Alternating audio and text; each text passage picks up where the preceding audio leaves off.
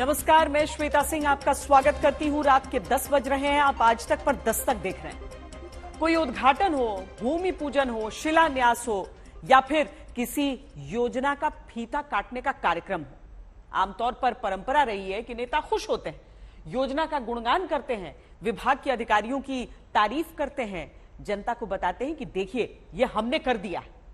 लेकिन कल ऐसा नहीं हुआ जब मध्य प्रदेश में सैकड़ों करोड़ की सड़क परियोजना के लोकार्पण शिलान्यास के लिए केंद्रीय सड़क मंत्री नितिन गडकरी पहुंचे। मुख्यमंत्री और मध्य प्रदेश के पीडब्ल्यूडी मंत्री की मौजूदगी में 67 किलोमीटर की एक सड़क के लिए देश के सड़क मंत्री को जनता से कहना पड़ा, हमको माफी दे दो। देश के सड़क मंत्री क्यों जनता से माफी मांग रहे हैं? थोड़ा सा मुझे दुख भी है और दर्द भी है, और मुझे उसमें कोई कमपना नहीं लगता कि अगर गलती है तो उसके लिए माफी भी मांगनी चाहिए। सड़क मंत्री नितिन गडकरी क्यों आम आदमी को कहते हैं कि क्षमा कर दो? अभी तक इसके लिए आपको जो तकलीफ हुई है उसके लिए मैं क्षमा मांगता हूं। मध्य प्रदेश के मुख्यमंत्री को क्यों गुस्सा आ रहा है? उनकी इतनी दुर्गति होगी मेरी कल्पना नहीं थी। ये कौन के पास है? नहीं, ये बहुत दुर्गति है। हम अकर्मण्य क्यों हैं? और टाइम पे चीजें क्यों शुरू नहीं करते? मध्य प्रदेश के ऊर्जा मंत्री तो पहले ही नाराज होकर क्यों जूता चप्पल तक पहनना छोड़ देते हैं?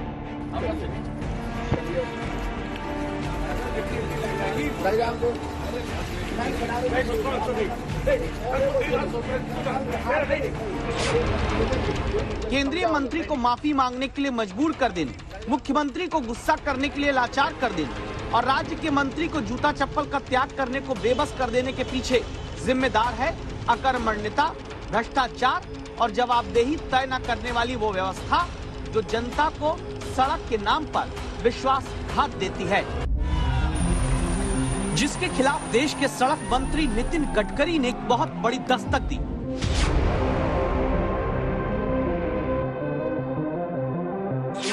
हमारे देश में दशकों से आमतौर पर यह परंपरा रही, फीता काटने का काम हर्ष और उल्लास के साथ राजनेता करते हैं।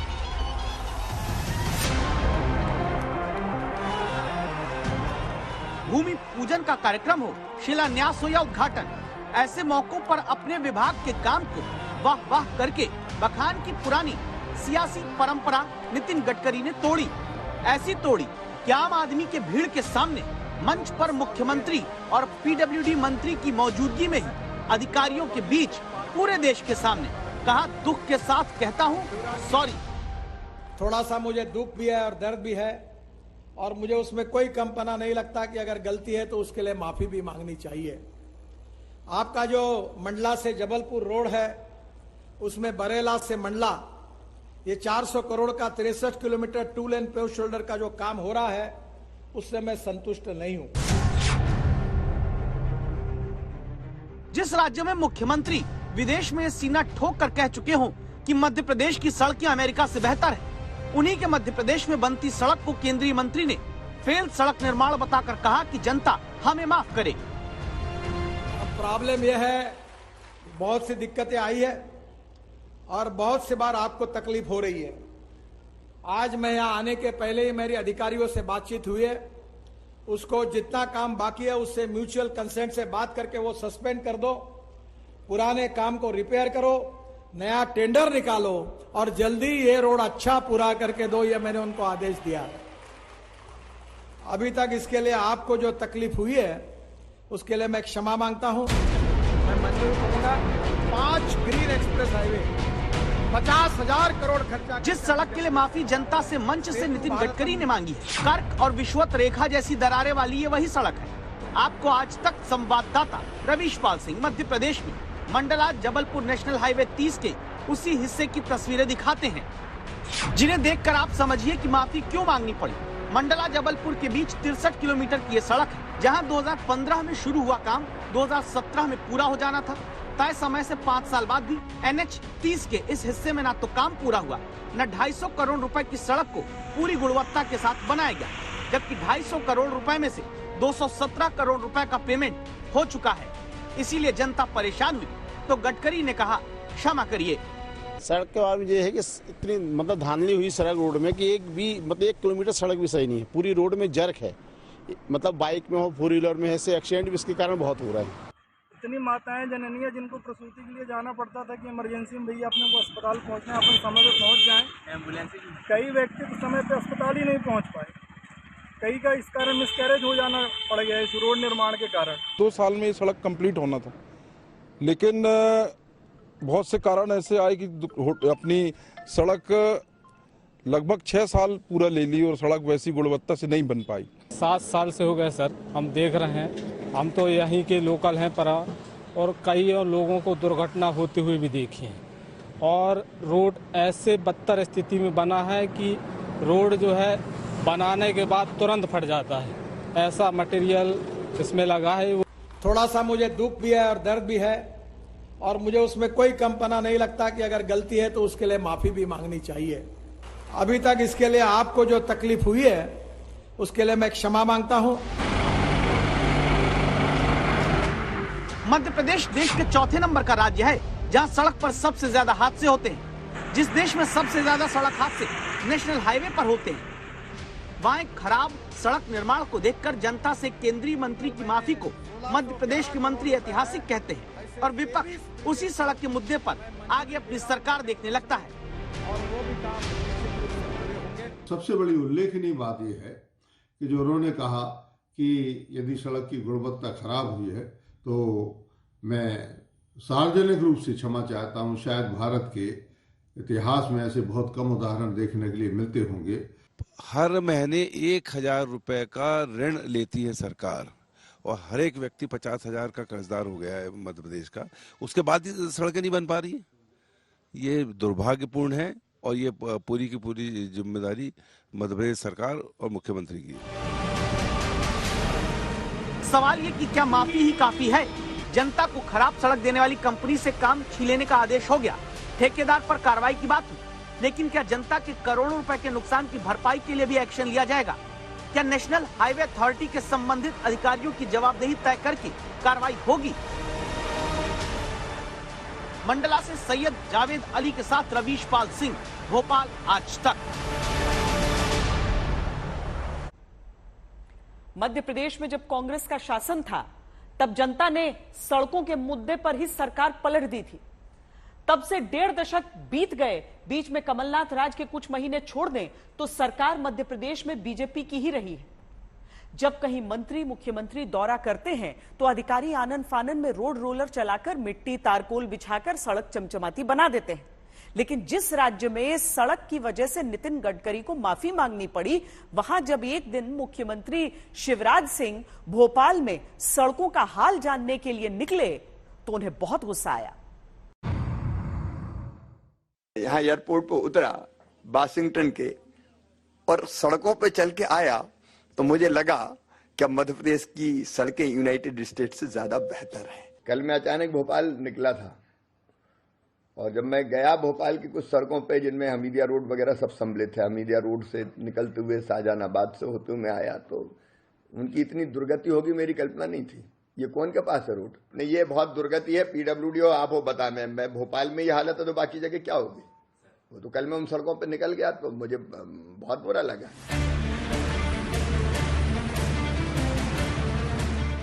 ये मुख्यमंत्री शिवराज सिंह चौहान का हृदय परिवर्तन है या सच से सामना?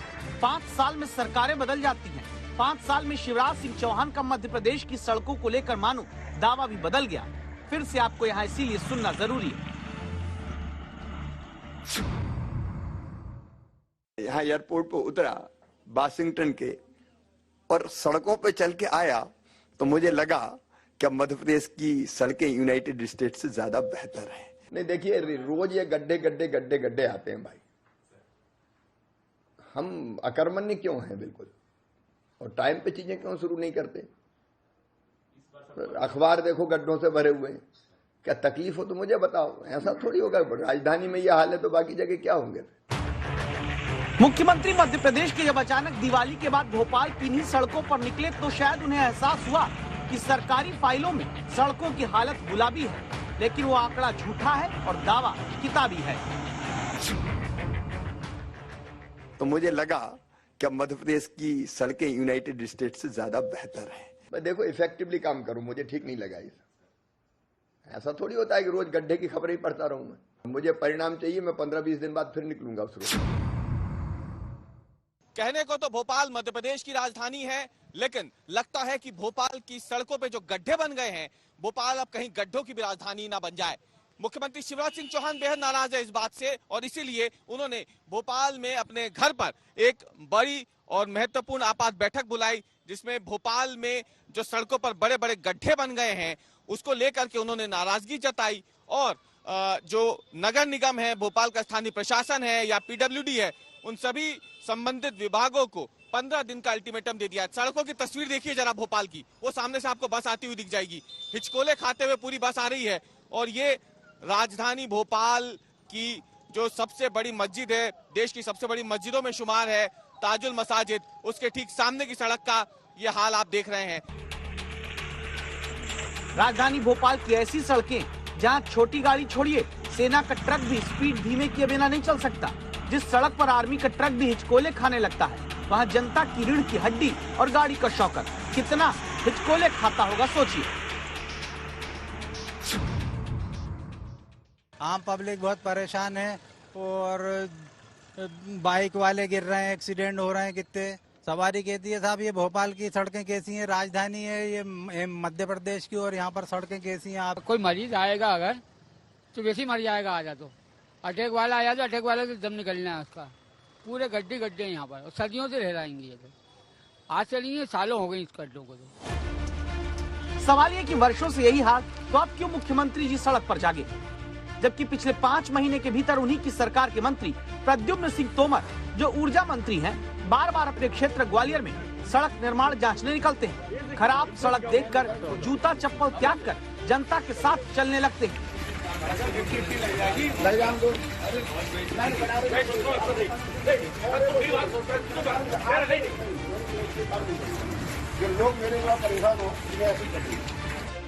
सवाल यह है, क्या मंत्री के चप्पल और जूता उतार देने से, मुख्यमंत्री के अधिकारियों को गुस्सा होकर अल्टीमेटम देने से, या फिर केंद्रीय मंत्री के जनता से माफी मांग लेने से सिर्फ मध्य प्रदेश नहीं बल्कि पूरे देश में सड़क की समस्या का समाधान हो जाएगा?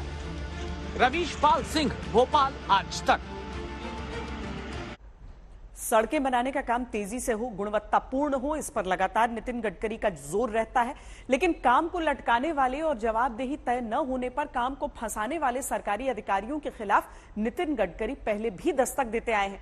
केंद्रीय मंत्री के इन बयानों को आज फिर से याद करिए, सहमत हैं तो आप भी दस्तक दीजिए। केंद्रीय मंत्री नितिन गडकरी को ऐसा क्यों कहना पड़ा? क्या सरकार इसलिए है कि हम लोगों को फुकट का तनख्वाह दें? केंद्र के मंत्री क्या सरकारी अधिकारियों पर नाराज हुए? अगर हम कंट्रीब्यूट नहीं कर रहे हैं, खाया पिया कुछ नहीं, गिलास फोड़ा ठन्ना। गडकरी को क्यों कहना पड़ा क्या करें इन अफसरों का? इतने अफसरों की और इतने इन्वेस्टमेंट की जरूरत क्या है? सरकारी अफसर क्या ज्यादा खुराक लेकर कम काम करते हैं? खुराक देने के बाद अगर हमको दूध ही नहीं मिलता तो हम केवल खुराक देने का काम करते रहे और दूध नहीं मिलेगा तो हमें वो जानवरों का उपयोग क्या है? बात पिछले साल की है, तब नितिन गडकरी ने एमएसएमई विभाग के एक कार्यक्रम में मौजूद होकर अचानक सरकारी अधिकारियों से उनके कामकाज का हिसाब कुछ यूं मांगना शुरू किया था। कितना कंट्रीब्यूट किया है? अगर हम कंट्रीब्यूट नहीं कर रहे हैं, खाया पिया कुछ नहीं, गिलास फोड़ा ठन्ना, तो फिर मेरे जैसा व्यक्ति पूछता है कि इतने अफसरों की और इतने इन्वेस्टमेंट की जरूरत क्या है? क्या सरकार इसलिए है कि हम लोगों को फुकट का तनख्वाह दें? सरकारी कर्मचारी अधिकारियों के उनके वेतन के प्रति योगदान की याद दिलाते मंत्री गडकरी आगे एक उदाहरण देकर कहते हैं, अगर हम गाय और भैंस घर में पालते हैं तो ज्यादा दूध देना चाहिए तो उसको अच्छी खुराक देते हैं, और खुराक देने के बाद अगर हमको दूध ही नहीं मिलता तो हम केवल खुराक देने का काम करते रहे और दूध नहीं मिलेगा तो हमें वो जानवरों का उपयोग क्या है? या कहीं ना कहीं सवाल तो आएगा ना कि 100 रुपए की खुराक खा रही है और 20 रुपए की दूध ले रही है, तो नेचुरली ये प्रॉब्लम आएगा कि ये जानवर का उपयोग नहीं। जो सरकारी है उसी में बीमारी है, ये माना जाता है। लेट लतीफी, काम अटकाना, फाइलों पर कुंडली मार के बैठा रहना, इसी सरकारी बीमारी पर इससे पहले भी गडकरी नाराज हो चुके हैं। सीजीएम और जीएम इनके फोटो एक बार इस ऑफिस में जरूर लगा देना कि जिन्होंने 9 साल इस काम को केवल निर्णय न करने के कारण देरी की और इसके लिए उन्होंने जो 9 साल की देरी की, कम से कम उनका इतिहास भी सामने आए। इसीलिए जरूरी है कि काम सड़क का हो या जनता से जुड़े दूसरे विभागों का, सरकारी अधिकारियों की जवाबदेही हर जगह तय हो, ताकि बाद में न तो सड़क कहीं खराब बने, न सड़क में कई 100 करोड़ खर्च होने के बाद माफी मांगनी पड़े। हिमाचल प्रदेश के चुनाव में हर दल के लिए उन्हीं की पार्टी के बागी बड़ी चुनौती बन रहे हैं। तब पिछले हफ्ते एक वीडियो वायरल हुआ था। दावा हुआ कि बीजेपी के एक बागी नेता को खुद प्रधानमंत्री ने कॉल करके कहा कि बीजेपी उम्मीदवार के खिलाफ मत उतरो। इस वीडियो के बाद तमाम तरह की चर्चा हुई। कहा गया कि देखो, प्रधानमंत्री तक खुद बागियों की समस्या का समाधान करने के लिए अपनी पार्टी में कितने चिंतित हैं। लेकिन आपको तो यह जानना जरूरी है कि फिर आगे क्या हुआ। अगर पीएम का कॉल बागी नेता को गया तो क्या वो बगावत का झंडा झुकाकर मान गए या फिर नहीं? मैं कब बोलूंगा जी, कब कौन सुनेगा जी? जी जी जी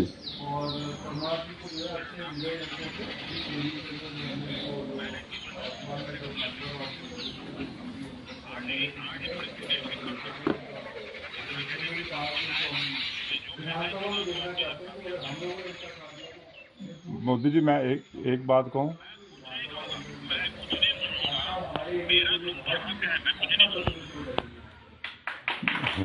आके तो मेरा भी है, मेरी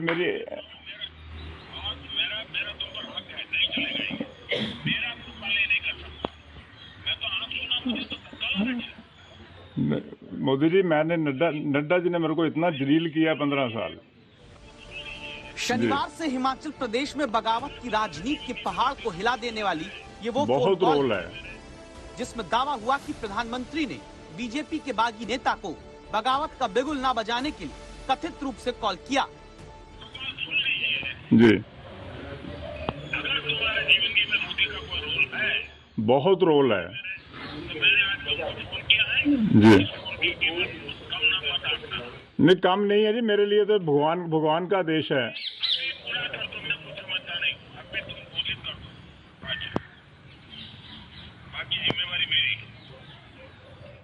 मोदी जी, दो दिन पहले हो जाता। जिन नेता को दावा होता है कि 1 नवंबर को ये फोन कॉल आया, उनका नाम है कृपाल परमार, जो कांगड़ा जिले की फतेहपुर विधानसभा सीट से बीजेपी का टिकट मांग रहे थे। बीजेपी ने इस सीट से राकेश पठानिया को उतारा। नाराज कृपाल परमार बीजेपी से बागी हो गए, निर्दलीय चुनाव लड़ने का ऐलान किया। दावा है कि कृपाल परमार को बागी होकर चुनाव में उतरने के 2 दिन बाद प्रधानमंत्री का कथित रूप से कॉल आता है। लेकिन सवाल ये अब आपको जानना जरूरी है कि अगर ये प्रधानमंत्री का ही कॉल था तो क्या कृपाल परमार ने बगावत थाम दी? क्या ये चुनाव लड़ने से पीछे हटे हैं? मैं जीतूंगा तो जाऊंगा भाजपा में ही, लेकिन मेरे लिए एक उस दिन बहुत भारी बीता कि प्रधानमंत्री जी मुझसे कुछ मांग रहे हैं और मेरे दोनों हाथ खाली थे। ये मलाल मेरी जिंदगी भर रहेगा। मैंने पहले दिन स्पष्ट कर दिया था कि ये चुनाव मैं भाजपा के खिलाफ नहीं लड़ रहा हूं, ये चुनाव मैं भ्रष्टाचार के खिलाफ लड़ रहा हूं। और मैंने कहीं भी भाजपा की नीतियों का, कहीं भी भाजपा के नेताओं का, कहीं भी भाजपा की किसी चीज का मैंने विरोध नहीं किया, मैंने नाम नहीं लिया। हाँ, भ्रष्टाचार मुद्दा है, भ्रष्टाचार मुद्दा रहेगा और भ्रष्टाचार के खिलाफ लड़ूंगा। मैंने प्रधानमंत्री जी से निवेदन किया है कि अगर आप कल मुझे कहते तो कोई दिक्कत नहीं थी। लेकिन प्रधानमंत्री के आग्रह के बावजूद भी आप मैदान में डटे हुए हैं। मेरे पास कोई चारा कोई नहीं था। मैंने कल भी कहीं पे कहा है कि मुझे इतना मारा गया कि मेरा एहसास खत्म हो गया। यानी कृपाल परमार ये दावा करते हैं कि वो अगर निर्दलीय जीत गए तो बीजेपी का समर्थन बाद में कर देंगे, लेकिन फिलहाल वो चुनाव में पीछे हटने को तैयार नहीं है। मनजीत सहगल, कांगड़ा, आज तक। आज दस्तक के पहले हिस्से के एकदम अंत में हमने 3 बयानों को दिखाना जरूरी समझा है। सियासत या धर्म के अनुसार अपने फायदे के लिए दिए जाने वाले वो बयान जिनसे समाज में बंटवारा होता है, जिन्हें सुनकर ऐसी सोच के खिलाफ आप दस्तक दीजिए। हम अगर वक्त पे जाग जाएंगे तो अच्छी बात है,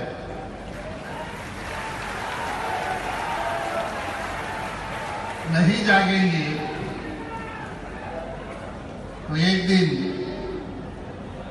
तिरंगे में चांद दिखाई देगा। हिंदू शब्द कहां से आ गया है? ये हमारा है?